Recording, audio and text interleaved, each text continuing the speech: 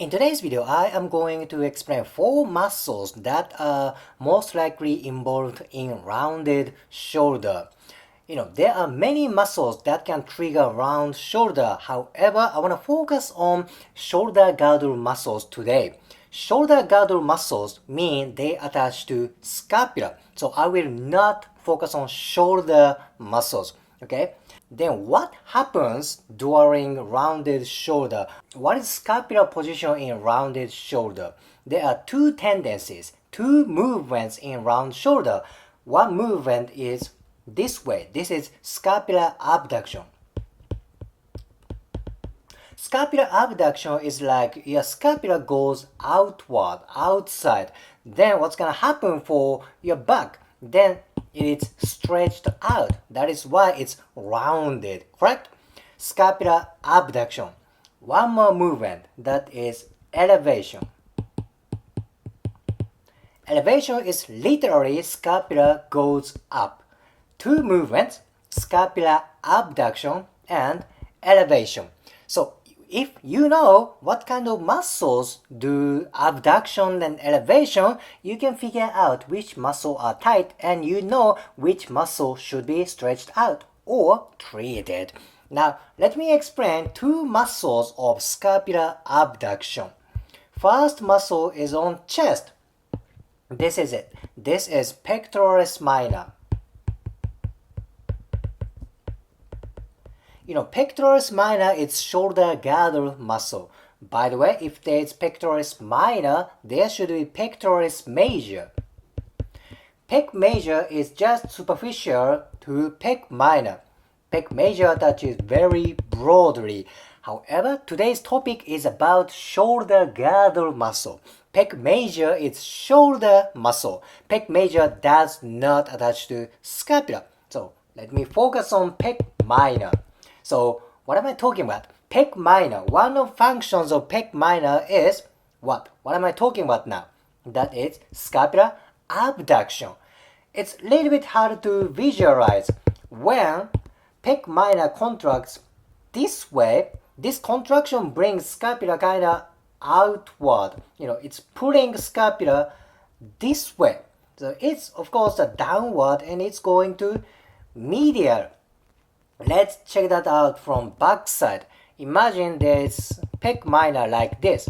This dot lines indicates pec minor.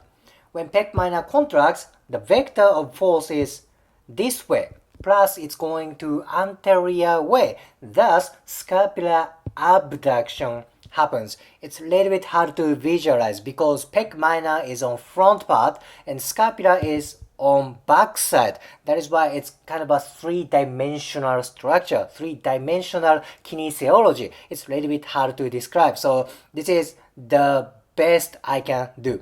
Anyhow, pec minor does scapular abduction. Let me focus on one more muscle. That's this one. This is serratus anterior. Serratus anterior, that is this one. Serratus anterior obviously does scapular abduction because that attaches to ribcage. Plus, one more attachment is anterior surface of scapula. It's like this. This is serratus anterior that attaches to ribcage plus anterior surface of scapula. When contraction happens, serratus anterior brings scapula this way, outward. Yep, it's easy to visualize. It's going to outside. What is this movement? This is abduction. Easy, right? Anyhow, 2 muscles do scapular abduction. First muscle is pec minor. Next one is serratus anterior. These 2 muscles are very hard to visualize. Why is that? Because pec minor is deep structure. It is deep to pec major, right? Pec major is easy to palpate. It's easy to visualize because it's obviously the most superficial shoulder muscle. Pec minor is deep to pec major. You cannot see the contraction of pec minor and it's deep muscle. Many people are not aware there is such a muscle.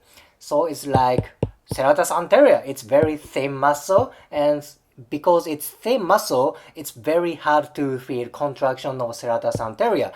If there's no intention, if you don't know where they are, it's hard to visualize, it's hard to use, it's hard to stretch out.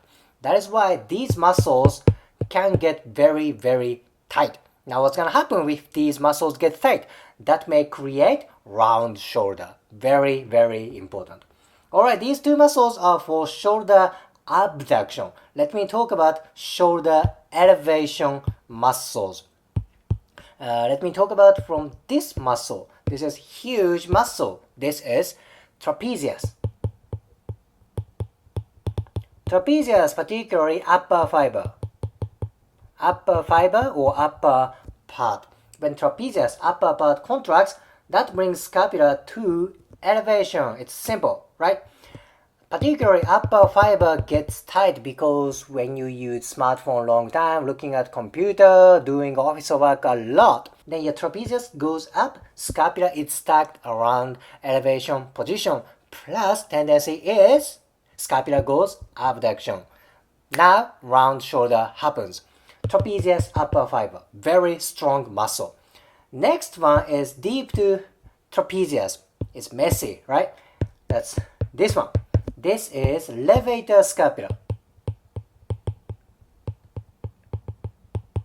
As name of this muscle suggests, you can see the function of this muscle. It's levator of scapula. Elevation. Simple, right? That attaches to superior angle of scapula. That's on the upper part. When levator scapula contracts, that brings scapula up. Elevation. Imagine there's trapezius here. Then deep to trapezius, there's levator scapula. You know, location of trapezius and levator scapula are very, very close. It's about this area. Depth is different. Trapezius is on superficial layer. Levator scapula is deep from trapezius. But location is about same place. You know what happens when these muscles get tight? You have tight shoulder right here. Then again, what's going to happen if these muscles get tight? Scapular elevation, then scapular abduction. Now round shoulder is created. I explained 4 muscles today. Pec minor, serratus anterior, trapezius, and levator scapula. These 4 muscles tend to trigger round shoulder. As I said, many other muscles can trigger round shoulder, such as pec major, maybe deltoid, maybe other myofascia. But these 4 muscles are highly related. If you know where they are, now you can look up how to stretch these muscles. I hope today's info helps for your self-care treatment or stretching. If you liked today's video, please hit the like button, comment, and subscribe. See you next video.